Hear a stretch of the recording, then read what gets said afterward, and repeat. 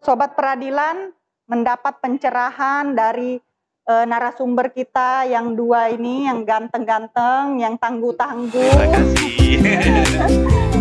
Menyenangkan hati banyak sekali, bahkan kalau kita bermimpi. Sekarang ganti baju agar menarik hati, ayo kita mencari teman.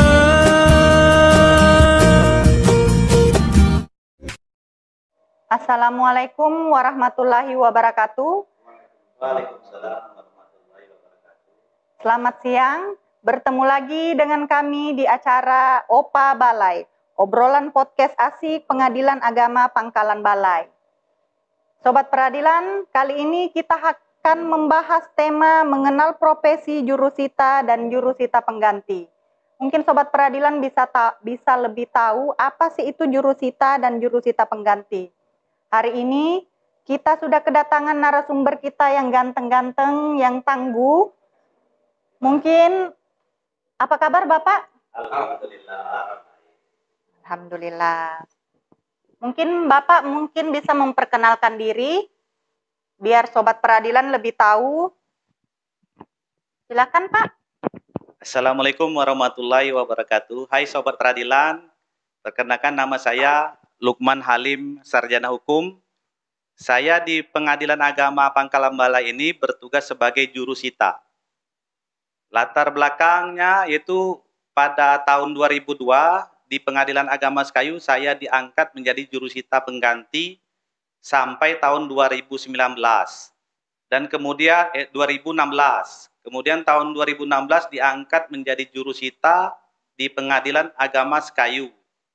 Dan pada tahun 2020 bulan Maret saya dipindah tugaskan di Pengadilan Agama Pangkalan Balai sebagai jurusita. Oh, jadi sekarang Bapak sudah jadi jurusita ya di Pengadilan Agama Pangkalan Balai ini. Alhamdulillah, luar biasa Bapak ini. Mungkin Bapak satunya bisa memperkenalkan diri agar Sobat Peradilan lebih tahu siapa Bapak. Oke, terima kasih Ibu Dewi. Perkenalkan, nama saya Doni, Sarjana Hukum.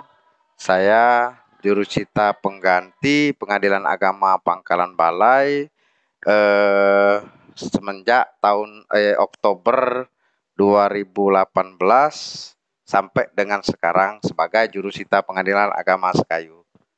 Oke, makasih Bu. Oh, itu tadi Sobat Peradilan, perkenalan dari narasumber kita yang luar biasa ini. Izinkan saya memperkenalkan diri saya, nama saya Rusmala Dewi Ali. Saya di sini sebagai host acara OPA Balai ini. Mungkin langsung saja kita masuk ke pertanyaan kita ke jurusita kita di Pengadilan Agama Pangkalan Balai ini. Bapak Lukman. Mungkin saya memanggil Bapak Lukman saja, Pak ya.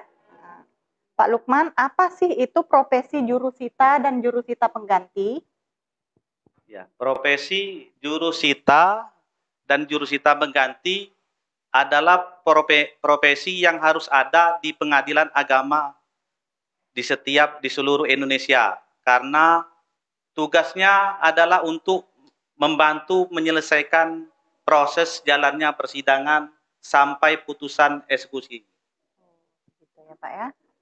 Itu tadi profesi jurusita dan jurusita pengganti. Kemudian Pak, perbedaan jurusita, ada nggak sih perbedaan antara jurusita dan jurusita pengganti?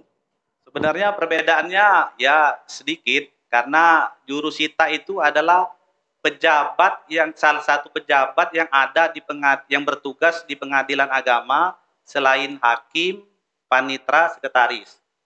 Dan sedangkan jurusita pengganti itu adalah pegawai umum yang sengaja diangkat untuk melaksanakan tugas-tugas kejurusitaan. Oh, begitu ya Pak ya. Tapi pada intinya tugasnya sama. Oh, sama ya. Perbedaannya hanya masalah kan ada yang dia ini pejabat yang diangkat oleh SK Dirjen Badilak. Tapi sekarang ini dengan adanya diubahnya Undang-Undang Nomor 7 Tahun 1989 dengan Undang-Undang Nomor 50 Tahun 2009, jurusita pengganti diangkat melalui SK Dirjen Badilak. Oh, gitu ya Pak ya. Jadi Itulah tadi perbedaannya cuman dikit ya antara jurusita dan jurusita pengganti. Kalau jurusita diangkat pejabat yang diangkat. Kemudian kalau jurusita pengganti pegawai umum yang diangkat oleh ketua pengadilan ya. Oke, begitu Pak. Terus bagaimana sih kedudukan jurusita pengganti dalam struktur organisasi di pengadilan agama? Ya, terima kasih Bu Dewi. Kalau jurusita dan jurusita pengganti itu pada struktur di Pengadilan Agama Pangkalan Bala ini itu di bawah panitra. Strukturnya itu di bawah panitra dan menjalankan perintah dari kepanitraan, pertanggungjawabannya itu di bawah kepanitraan. Mungkin itu Bu ya. Jadi gitu ya Pak ya. Jadi strukturnya itu dibawa dari panitraan. Kemudian Pak, apa saja tugas jurusita dan jurusita pengganti? Kalau tugas pokok sebagai jurusita dan jurusita pengganti itu yang pertama itu mungkin menjalankan perintah dari majelis hakim dalam melaksanakan pemanggilan pihak yang akan bersidang di pengadilan, kemudian melaksanakan penyampaian isi putusan dari isi amar putusan dari pengadilan, dan mungkin ada yang menambah lagi Pak. Pada jurusita itu tugasnya memang awal dari masuknya perkara di pengadilan agama sampai selesainya perkara.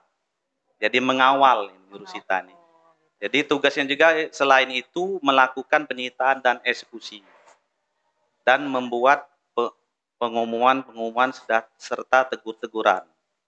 Teguran berupa apa itu Pak? Teguran biaya bagaimana? Teguran amaning, masalah biaya, suatu masalah sewaktu dia akan dilaksanakannya eksekusi itu ada anmaning. Ada teguran anmaning itu ya Pak ya. Oke, itulah tadi Sobat Peradilan, tugas dari jurusita dan jurusita pengganti itu sudah ada pencerahan sedikit dari Bapak Doni dan Pak Lukman. Kemudian berapa hari panggilan kepada para pihak agar dapat dinyatakan resmi dan patut? Mungkin Pak Lukman bisa menjawab. Panggilan para pihak setelah dari perintah dari ketua majelis yang memerintahkan kepada jurusita untuk memanggil para pihak, ya panggilan dilaksanakan 3 hari sebelum sidang dilaksanakan. 3 hari sebelum sidang. Oh gitu, 3 hari sebelum sidang Pak ya. Itu diberikan kepada panitera pengganti sebelum hari persidangan tersebut. Resmi dan patut itu maksudnya gimana ya Pak ya? Ya, resmi dan patut itu panggilan itu resmi. Ini istilah resmi kan? Iya, resmi itu dilakukan oleh pejabat yang berwenang, jurusita yang telah ditunjuk sesuai dengan SK kan? Dan disampaikan di tempat kediaman yang bersangkutan. Sedangkan patut itu dilaksanakan 3 hari sebelum sidang. Oh, jadi nggak bisa 2 hari gitu Pak ya, harus 3 hari. Kalau 2 hari nggak patut lagi. Oh, itu arti dari resmi dan patut. Resmi artinya dilaksanakan oleh pejabat yang berwenang, yaitu jurusita atau jurusita pengganti yang ditunjuk dari pengadilan agama. Kemudian patut itu 3 hari sebelum persidangan sudah disampaikan kepada para pihak. Begitu ya, Sobat Peradilan lagi ya. Ini ada ya. Kan, setelah rela sudah dipanggil, surat panggilan, ini jurusita menyampaikannya kepada panitera pengganti. Oh iya. Nah, sebelumnya jurusita harus, sekarang ini kan banyak aplikasi. Iya Pak. Aplikasi CIPP kan. CIPP. Nah ya, itu benar. Surat panggilan harus di-scan dulu. Oh. Di-scan dan di-upload. Dan diisi tanggal penyampaiannya. Biarkan waktu PP bersidang itu otomatis itu terhubung kan, kapan tanggal penyampaiannya. patut atau enggak. Iya. Jadi di aplikasi SIPP itu Iya. udah kelihatan ya Pak ya, Ya, apakah sudah jurusita kita di-upload? sekarang harus smart, Oh, harus benar. tahu melek, harus apa tuh, tahu IT. IT, benar Pak. Jadi setelah memanggil, jurusita wajib untuk mengupload Upload. panggilan tersebut ke SIPP gitu. Jadi luar biasa sekali ya jurusita kita berdua ini, Iya. sangat smart dan tangguh gitu. Alhamdulillah. Agak banyak ya Pak pertanyaan kita ini. Nggak apa-apa, Bu. Kemudian apabila jurusita atau jurusita pengganti tidak dapat menemui pihak yang dipanggil, kemanakah panggilan tersebut disampaikan? Nah, ini bisa Pak Dodi membantu. Mungkin Pak Oke, Doni bisa menjawab. Apabila kita melaksanakan pemanggilan atau penyampaian relas tersebut kepada pihak tergugat ataupun termohon, kita sampaikan ke alamat yang telah dialamatkan tersebut di situ, dan apabila yang bersangkutan tidak berada di alamat tersebut atau sedang berada di luar atau kerja, atau pokoknya kita telah datang ke rumah yang bersangkutan dan yang bersangkutan tidak berada di situ, maka relas panggilan tersebut kita sampaikan melalui pemerintah setempat. Dalam hal ini, andai kata itu di desa, kita ke kepala desa atau ke kantor desa, atau di kelurahan kita ke Pak Lurah untuk diteruskan panggilan ini kepada yang bersangkutan, Bu. Jadi pemerintah setempat yang berwenang untuk menyampaikan panggilan tersebut apabila kita tidak bertemu dengan yang bersangkutan. Nah, itu tadi Sobat Peradilan. Mungkin Sobat Peradilan harus tahu ya, ketika tergugat atau termohon atau para pihak pencari keadilan datang ke pengadilan untuk mengajukan gugatan dan tidak ada di rumah, maka penyampaian relas panggilan tersebut jurusita dan jurusita pengganti menyampaikan melalui kepala desa atau kelurahan setempat. Dan itu tidak bisa Pak, kan kadang biasanya ada pertanyaan nih, apakah boleh diselipin di bawah pintu atau dititipin gitu, dititipin ke tetangga, itu nggak bisa gitu. Jadi harus benar-benar disampaikan melalui kepala desa atau kelurahan setempat dan diteruskan untuk ke para pihak yang bersangkutan. Itu tadi.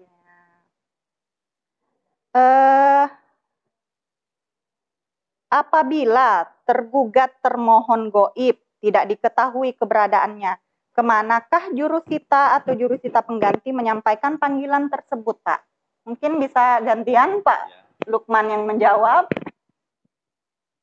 Dalam hal tergugat tidak ada lagi di tempat atau goib kalau istilahnya kan, yang tidak diketahui alamatnya di seluruh Indonesia, maka tugas jurusita menyampaikan panggilan itu melalui media massa yang telah bekerja sama dengan pengadilan. Itu dilakukan media massa itu, jurusita menyampaikan kepada permohonan kepada media massa untuk menyampaikan pengumuman. Pengumuman itu ada dua, jarak pengumuman 1 dan pengumuman 2 itu hak siar 1 bulan. Dari penyiaran kedua itu 1 bulan. Oh, ada jaraknya ya Pak ya, jarak 1 bulan gitu ya. Jadi yang bersangkutan melalui media tersebut, siapa tahu nanti mendengar dengan melalui media massa tersebut, mendengar ada panggilan sidang yang telah ditetapkan oleh pengadilan, tanggal, hari, jam. Siapa tahu dia mendengar ataupun ada teman yang menyampaikan atau tetangga. Apabila mendengar panggilan tersebut, yang bersangkutan hadir atau wajib hadir atau bersedia hadir pada saat tanggal dan hari yang telah ditentukan oleh pengadilan tersebut melalui media tadi. karena yang bersangkutan tersebut kita tidak mengetahui alamatnya kan, makanya disiarkan lewat media tadi selaku atau radio itu kan, melalui media massa lah kan, gitu kan, istilah kalau pengadilan itu namanya goib, perkara goib. Perkara goib. Oh gitu ya Pak ya.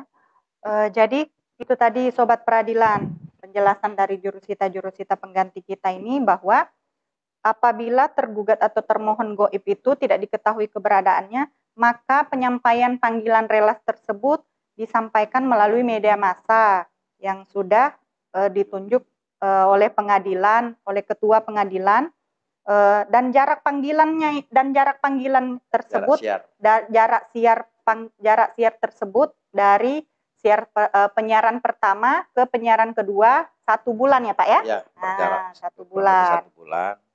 Gitu, 1 bulan. Terus ada lagi nih Pak, ketika perkara telah putus dan tergugat atau termohon tidak hadir, itu bagaimana sih? Apakah ada pemberitahuan bahwa perkara tersebut sudah putus atau gimana Pak? Oke, untuk perkara putusan dari pengadilan itu ada istilahnya itu ada perstek dengan tanpa hadirnya tergugat, dengan ada di luar hadir, dengan hadirnya tergugat dan putusan biasa gitu kan Bu ya. Untuk putusan perstek tersebut maka hasil putusan tersebut wajib kita sampaikan kepada yang bersangkutan. Untuk dengan yang putusnya di luar hadirnya tergugat maka tidak perlu lagi disampaikan kepada yang bersangkutan. Di luar hadis itu harus disampaikan kepada yang bersangkutan. Karena pada waktu pembacaan putusan tergugat itu tidak hadir. Nah, pada waktu dia sidang kan hadir. Iya. Nah, pada waktu pembacaan putusan dia tidak hadir. Jadi itu namanya putusan di luar hadir. Di luar hadir. Dan oleh perintah ketua majelis kita wajib, jurusita harus wajib menyampaikannya kepada para pihak. Dan sedangkan putusan biasa kan semuanya hadir waktu sidang kan, penggugat dan tergugat hadir. Jadi tidak perlu lagi untuk disampaikan. Itu namanya putusan biasa. Gitu, Pak. Jadi itu tadi Sobat Peradilan penjelasan dari jurusita kita Pak Lukman. Jadi ketika perkara tersebut tergugat atau termohonnya tidak hadir, maka wajib kita menyampaikan pemberitahuan isi putusan kepada tergugat atau termohon tersebut. Kalau tidak pernah hadir biasanya disebut dengan perkara perstek ya Pak ya. Terus Pak Lukman dan Pak Doni nih, ada lagi nih pertanyaannya. Kenapa sih ada istilah jurusita pengganti itu sebagai ujung tombak peradilan? Maksudnya apa ya itu ya, ujung tombak peradilan? Ya, Pak baiklah Sobat Peradilan. Ini sekarang kan jurusita nih ada istilahnya si ujung tombak pengadilan. Ya. Jadi sejak zaman Belanda istilah jurusita ini namanya de Deurwaarder. Wah, luar biasa. Dari bahasa Belanda itu Pak ya? Karena di zaman dulu waktu zaman Belanda Deurwaarder ini fungsinya membantu sebagai bagian dari fungsi kepanitraan. Jurusita itu untuk membantu memperlancar proses administrasi perkara sampai perkara itu mempunyai kekuatan hukum tetap sampai eksekusi. Jadi jurusita itu mengawal dari awal masuk sampai perkara itu selesai. Itulah merupakan jurusita itu merupakan garda terdepan. Garda terdepan. Disebut ujung tombak peradilan. Karena tanpa jurusita ya kita tidak bisa menyelesaikan perkara. Karena tergantung dengan dikawal oleh jurusita. Mungkin ada juga ya Pak ya, kalau sebelum sidang itu kan harus membaca relas panggilan dari jurusita apakah resmi dan patut tadi. Mungkin itu juga salah satunya Pak ya. Disebut dengan ujung tombak peradilan itu apakah dia resmi dan patut tadi gitu ya. Karena jurusita itu kan dari awal masuk itu ya dia dari menyampaikan relas, sidang pertama, sidang kedua, kemudian kalau misalnya ini orang yang tidak datang, para pihak tidak datang, kita harus sampaikan lagi. Kemudian menyampaikan dengan sudah putus, diberitahu pemberitahuan putusan namanya. Pemberitahuan isi putusan. Iya. Udah tuh kalau misalnya dia banding masih dilaksanakan perintah oleh majelis, sampaikan memori banding, pernyataan banding. Itu sampai selesai. Jadi itulah dinamakan jurusita itu garda terdepan. Oh, gitu. Ya, di ujung tombak peradilan. Nah, itu tadi sobat peradilan. Jurusita pengganti itu dikatakan sebagai ujung tombak peradilan itu karena itu tadi jurusita pengganti berada di garda terdepan, di mana jurusita pengganti itu dari awal masuknya perkara ikut menyampaikan panggilan tersebut sampai terakhir, sampai pemberitahuan isi putusan, bahkan sampai eksekusi, Pak ya? Iya, sampai eksekusi. Oh, gitu ya, Pak ya. Nah, itu pokoknya tadi. dikawal terus. Dikawal terus. Nah, terus Pak Lukman dan Pak Doni, ini kan biasanya kan ada perkara yang namanya perkara tabayun ya, Pak ya. Bagaimana sih prosedur pemanggilan tabayun itu, Pak? Prosedur Pak. Pak, mungkin Pak Doni terserah lah. Ya, mau biasanya Pak sekarang Doni, kan sekarang ini kan zaman IT. Setiap pengadilan agama itu ada koordinator tabayun. Oh, ada koordinator. Ya, ada koordinator tabayun yang tugasnya untuk menyampaikan perkara-perkara tabayun yang masuk atau keluar. Nah, kalau yang perkara masuk, perkara keluar, ya kita harus pertama kita upload di SIPP, SIPP itu di delegasi keluar. Delegasi keluar, Nah, gitu ya. Kemungkinan nanti kan terhubung di IPP yang pengadilan agama lain. Pengadilan agama yang dituju. Ya, yang dituju. Nanti dia bisa di situ kan ada diupload surat gugatan, surat pengantar. Nah, itu nanti ya karena secara cepat harus kan? Iya, benar, ya, Pak. Panggilan tabayun bisa sekarang, kalau zaman dulu tuh pegawai kayu harus surat pos kan. Memang prosedurnya kayak gitu sebenarnya. Iya. Tapi mengikuti ya butuh waktu. Iya. Mengikuti perkembangan zaman kan melalui aplikasi SIPP, bisa. Aplikasi Nah, SIPP. Melalui aplikasi yang tadi Ibu tadi ngomongnya, Iya. SIPP kan. Jadi pengadilan agama yang dituju bisa melihat, bisa langsung mendownload dan mengeprint dan dinaikkan bisa langsung surat itu kan. Nah, masalah biaya itu masih tetap ada yang sebagian dari wesel. Iya. Yaitu weselnya itu ya bisa diupload juga nomor wesel di aplikasi itu, nomor resi. Itu bisa sekarang kan sistemnya melalui SIPP dan bisa juga melalui WA. Kalau misalnya melalui email, WA bisa juga perkara tabayun. Oh gitu Pak ya, perkara tabayun. Itulah tadi Sobat Peradilan, perkara tabayun tadi bisa disampaikan melalui SIPP. Dan ya, nanti kan, SIPP. Ini ada taman lagi kan, karena masalah tabayun ini ada grup melalui WA itu bisa lebih cepat kan. Oh gitu Pak ya. Yaitu bisa grup delegasi namanya, grup delegasi dari MA, Mahkamah Agung Republik Indonesia. Iya, seluruh jurusita dan jurusita pengganti. Ada grup IJUSI. Grup IJUSI itu Ikatan Jurusita. Tapi ini kan sekedar grup kan, grup untuk berkomunikasi antara jurusita, kelancaran jurusita pengganti seluruh Indonesia.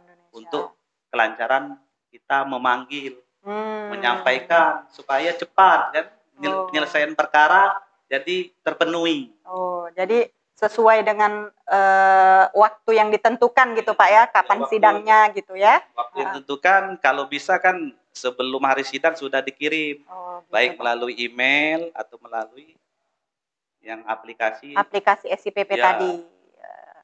Ya itu tadi Sobat Peradilan, prosedur pemanggilan tabayun yang sudah dijelaskan oleh Pak Lukman.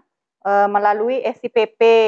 Nanti pengadilan agama yang dituju bisa memprint dari SIPP tersebut untuk menyampaikan panggilan tersebut kepada para pihak.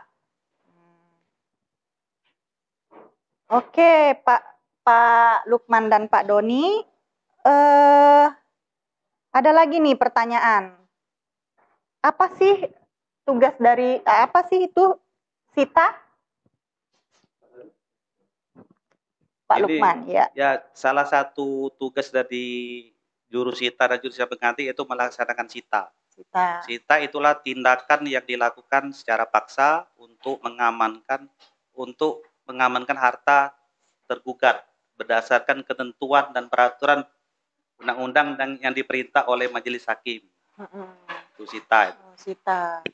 Oh, kalau eksekusi Pak, apa itu eksekusi Eksekusi ya? itu melaksanakan perintah majelis setelah mempunyai kekuatan hukum tetap. Dia melaksanakan putusan hakim, namanya eksekusi itu, putusan hakim yang telah mempunyai kekuatan hukum tetap. Gitu ya Pak ya. Terus bagaimana sih Pak menghadapi para pihak di lapangan ketika Bapak melakukan eksekusi gitu? Nah inilah yang jadi memang jurusita tuh harus tangguh, Iya, harus benar. kuat, Ya, harus smart. Harus smart. Jurusita itu mempunyai tugas yang berat sebenarnya, tapi karena kita cinta profesi, kita harus cinta profesi jurusita. Benar, karena kalau nggak cinta nggak Karena gimana cinta mau. kita tidak menikmati. Nah, gimana mau menjalankan tugas Ya, kalau nggak cinta menjalankan dengan tugas. profesi Jadi sendiri? menjalankan tugas dengan bahagia. Bahagia. Iya, benar Pak. Karena pada waktu sita eksekusi kita harus mempunyai trik-trik tersendiri. Yaitu kita harus pintar berkomunikasi dengan para pihak. Kita harus pintar. Ya pokoknya berkomunikasi itu kita dengan hati. Iya, benar. Maksud aku kan, ya, kita harus bisa mengambil hati para pihak gitu, para pihak, biar kan? tidak terjadi. Jadi kita tidak emosi dengan kekeluargaan, dengan pendekatan.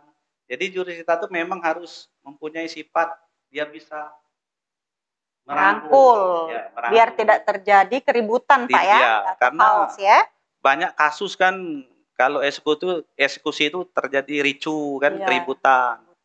Ya itu kita kan biarpun dibantu oleh pihak pengamanan, ya pihak kepolisian, tapi kita harus juga bisa mediasi, bisa berkomunikasi dengan para pihak agar menjalankan eksekusi harus dengan damai. Ya. Jadi sangat luar biasa ya. Ini untuk menyelesaikan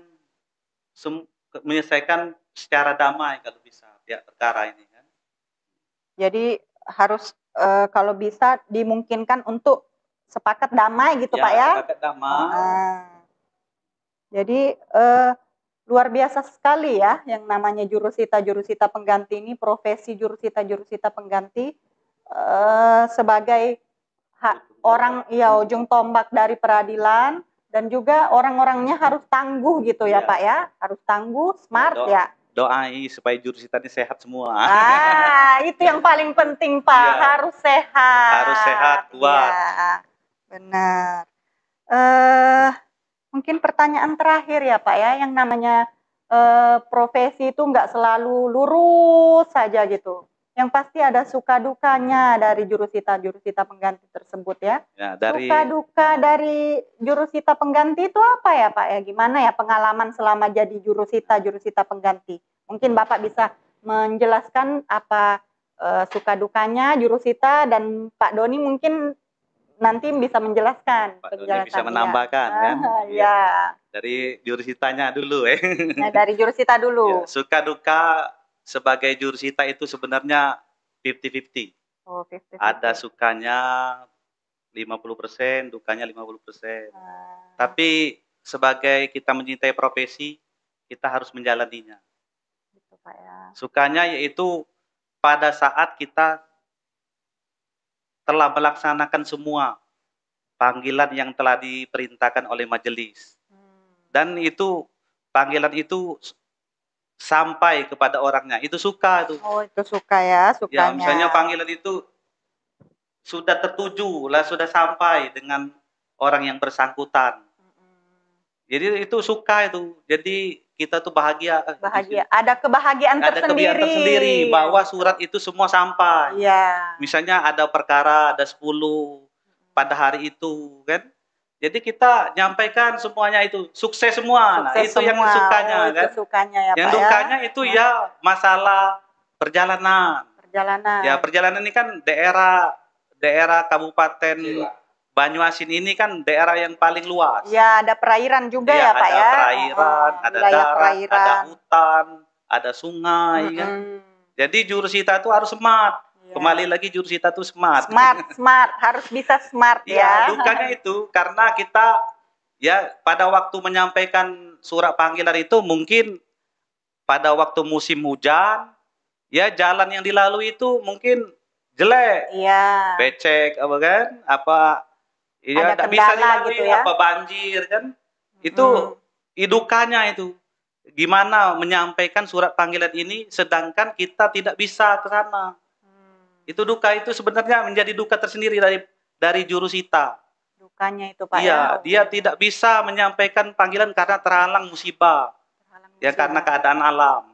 Nah itu mensiasatinya gimana itu Pak? Kalau Ya misalkan kita kalau tidak bisa terjadi dilalui, banjir gitu. ya kalau tidak bisa lalu kita buat berita acara. Oh dari berita acara. Ya dari surat ya. panggilan itu kita buat berita acara bahwa panggilan tidak dapat dilaksanakan karena banjir atau karena keadaan alam. Keadaan alam. Nah mungkin ya itu nanti disampaikan dengan ketua majelis. Ya bagaimana kebijakan ketua majelis? Apakah panggilan itu nanti ditunda sampai berakhirnya kondisi alam? Kondisi alam ya benar. Sedikit masalah dukanya itu Ibu ya. Terkadang kita menemui pihak tersebut, apalagi pihak tergugat ya. Pihak tersebut tidak menerima surat tersebut dan seakan kita petugas ini yang punya peran dalam menyelesaikan perkara dia tersebut, maka tergugat tersebut marah gitu kan. Gimana Pak itu Marah-marah. kalau ada tergugat atau termohonnya yang marah, gimana cara Bapak menyelesaikannya? Nah gitu kita kalaupun toh ketemu yang permasalahan tersebut, kita melalui pendekatan atau pembicaraan yang baik, yang sopan gitu kan. Kalaupun toh mereka mau tetap tidak menerima, enggak apa-apa. Kita juga sebagai petugas enggak boleh memaksa, atau itu pun hak dia menerima atau tidak dengan surat tersebut kan. Dia mau menandatangani atau tidak gitu kan. Yang penting kita kasihkan surat tersebut kepada yang bersangkutan. Soal dia mau datang mau enggak, yang penting dia udah menerima dan sudah mengetahui bahwa ada panggilan, ada sidang yang disampaikan oleh kami tadi gitu kan. Mungkin itu aja Bu ya, suka dukanya. Ada tambahan mungkin dari Pak Lukman gitu. Ya, memang jurusita banyak kayaknya ya. Memang jurusita ini jabatan yang penuh suka dan duka. Ya Pak. Jabatan yang penuh tantangan. Penuh tantangan ya Pak ya. Dan penuh halang rintang. Iya, penuh halangan dan rintangan. Ya kita kalau daerah perairan ini ya biasa kita ya kalau menyeberangi sungai ya kita seberangi. Naik perahu gitu ya Pak ya? Naik speed kan. Kalau daerah hutan, misalnya daerah yang terpencil, ngelewatin hutan gitu Pak ya? Kita harus lalui. Ya biar kendaraan kadang mogok kan. Oh pernah ya Pak ya mogok ya kendaraannya? Oh. Pada waktu saya di Sekayu dulu itu kan banyak masalahnya. Di situ kan itu kan banyak tantangannya, masalah pengamanan. Oh iya. Itu keamanan di sana kan. Jadi jurusita itu harus siap mental dan fisik. Siap mental dan ya fisik. Karena dia ini kan jarak tempuh itu jauh-jauh semua. Karena juga masalah keamanan. Ya kalau kita masa daerah yang rawan begal, ya kita harus siap. Itulah jurusita itu memang ujung tombak peradilan. Iya, itulah dikatakan tadi mengapa jurusita dia rela berkorban untuk penyelesaian perkara. Itu tadi sobat peradilan. Ternyata nggak percuma orang ngomong ya. Kalau jurusita pengganti itu sebagai ujung tombak peradilan, karena memang sangat berperan aktif di pengadilan ini, sangat bermanfaat bagi pengadilan agama Pangkalan Balai ini. Mungkin itu saja, waktu nggak terasa, waktu terus berlalu. Semoga sobat peradilan mendapat pencerahan dari narasumber kita yang dua ini, yang ganteng-ganteng, yang tangguh-tangguh. Terima kasih. dan bisa ilmu yang mereka sampaikan tadi mungkin bisa diterima dengan baik. Amin. Amin, amin ya rabbal alamin. Mungkin itu saja dari kami. Terima kasih atas Bapak berdua bisa kedatangannya di acara OPA Balai ini. Terima kasih dan saya ucapkan wabillahi taufik wal hidayah. Wassalamualaikum warahmatullahi wabarakatuh. Waalaikumsalam warahmatullahi wabarakatuh.